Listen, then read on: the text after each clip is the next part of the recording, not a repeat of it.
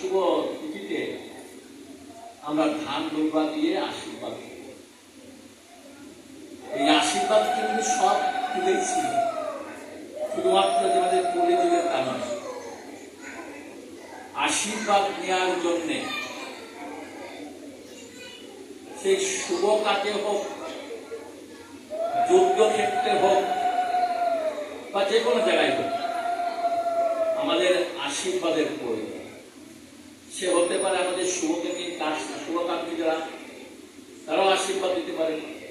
আবার এমনকি যারা আমরা শত্রু বলে মনে করি, তাদের কাছ থেকেও আমাদের আশীর্বাদ নেওয়ার প্রয়োজন আছে। তারা দেখ আর না দেখ, আমাদের তাদের কাছে আশীর্বাদ প্রার্থনা করা হবে।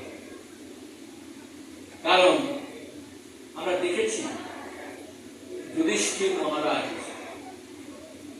উনি যখন কুরুক্ষেত্রে যুদ্ধে যাবে বা যুদ্ধের আগে উনি গুরুজনদের কাছ থেকে, সে গুরুজন হতে হবে, গুরুজনদের কাছ থেকে, সবার কাছ থেকে আশীর্বাদ নিয়েছে। প্রথমে গিয়েছিলেন বিপরীত পক্ষে, তার কাছে গিয়েছিলেন ভীষ্মদেবের কাছে। ভীষ্মদেব আশীর্বাদ দিয়েছিলেন বিজয়ী ভব। ওনার আশীর্বাদ কি বিফল হতে পারে? বিজয়ী হোক।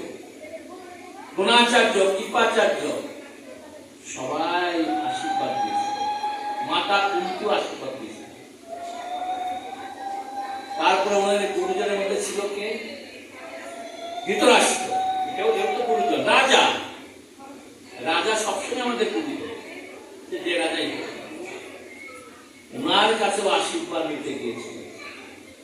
উনি বলেছিলেন দেব না আশীর্বাদ, অন্ধ তো দেখে না, কথা শুনে যে আমি, উনি বলেছিলেন তুই আশীর্বাদ নিতে এসেছেন আমার কাছে, আমার পক্ষে দ্রোণাচার্য, কৃপাচার্য, ভীষ্মদেব, দুর্যোধন, কর্ণ, অশ্বত্থামা, শকুনি, বড় বড় যোদ্ধা, আরো অনেক নারায়ণী সৈন্য, কোটি কোটি নারায়ণী সৈন্য আছে।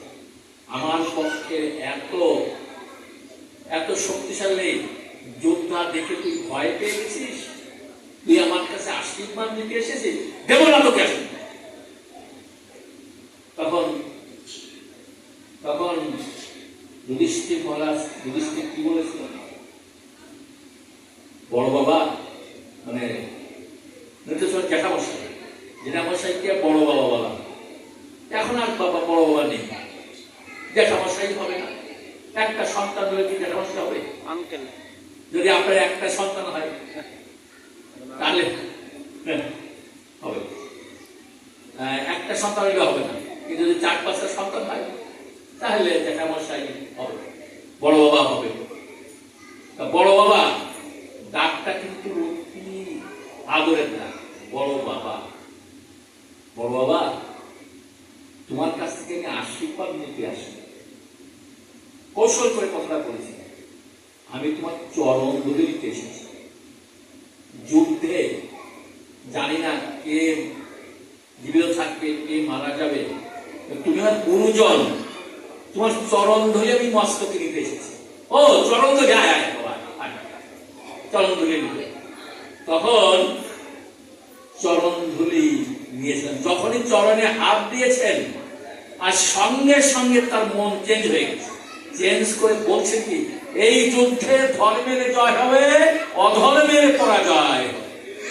তার মানে জয় লাভ করে গেলেন। এখান থেকে আশীর্বাদ করে গেলেন। ওর কিন্তু ইচ্ছা ছিল না আশীর্বাদ দেওয়া, কিন্তু অজান্তে মনে অজান্তে যে স্পর্শ করেছেন, স্পষ্ট যে শক্তি তার হৃদয়ে প্রবেশ করেছে। কারণ যুধিষ্ঠির মহারাজ ছিলেন সত্য ভক্ত, তার স্পর্শে ওর মন চেঞ্জ হয়ে গেছে। বলেছে ধর্মের জয়।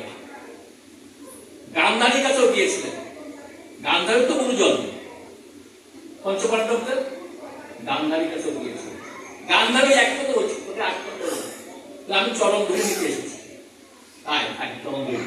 যখন চরণে হাত দিয়েছে তখন তার মন চেঞ্জ হয়ে গেছে। এই জন্য কখন কার যে মন চেঞ্জ হয়ে যায় কিছু করা যাবে। তো যে আপনার শত্রু, সে আপনি তাকে শত্রু মনে করেন, কিন্তু আপনি যদি তাকে আপনার শুদ্ধতা দিয়ে তাকে স্পর্শ করেন, সেও শুদ্ধ ভক্ত পরিণত হয়ে যেতে পারে। এই জন্য আমরা দেখতে পাই আশীর্বাদ আমাদের প্রত্যেকের নিয়ে আশীর্বাদ চরম। তা সে ভালো কাজে হোক আর খারাপ কাজে তো আশীর্বাদ নিতে কেউ আসে না, চায় না, ভালো কাজে আশীর্বাদ চায়। তাই এই আশীর্বাদ আমাদের চৈতন্য মহাপ্রভুর মা, যখন চৈতন্য মহাপ্রভুর বয়স মাত্র 2 দিন, তখন উনি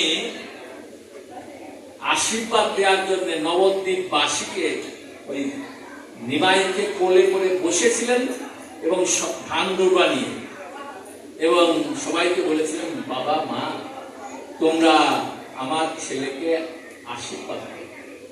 ধান দুর্বা দিতে, ধান কেন দিতে হয়? ধান হচ্ছে ঐশ্বর্যের প্রতীক। আর দুর্বা কেন? দুর্বা হচ্ছে আয়ুর প্রতীক। দুর্বা ঘাস এমন একটা ঘাস, একে শুকিয়ে আগুনে পুড়িয়ে ছাই করে ওটা যদি মাটিতে ছড়িয়ে দেওয়া হয় এবং জল দেওয়া হয়, ওখান থেকেও দুর্বা ঘাস হয়। এই জন্য ওর মরণ নেই, দুর্বা ঘাসের মরণ নেই। এই জন্যেই দুর্বা ঘাসকে আশীর্বাদ করা হয় যে আমার সন্তান যেন দীর্ঘায়ু, আমার সন্তান যেন দীর্ঘায়ু হয় এবং আমার সন্তান যেন ধন সম্পদের মালিক হয়। এটাই তো আমরা চাই, যে আমার সন্তান দীর্ঘায়ু হোক আর ধন সম্পদের মালিক হোক। কিন্তু শঙ্করাচার্য যখন মায়ের গর্ভে ছিলেন, তখন শঙ্করাচার্য মায়ের গর্ভে থাকাকালীন সময় শিক্ষা করেছিলেন শঙ্করাচার্যের মায়ের কাছে